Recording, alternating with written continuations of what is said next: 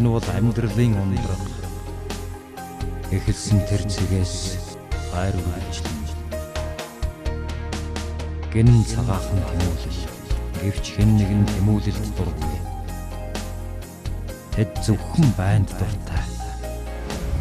Миний хүү болохгүй юм хийгээгүй биз?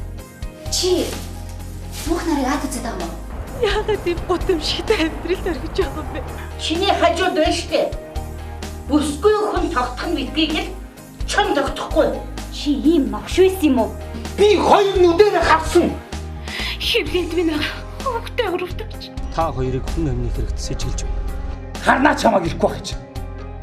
Энэ л өдөр эхлэх цэг. Би чудаа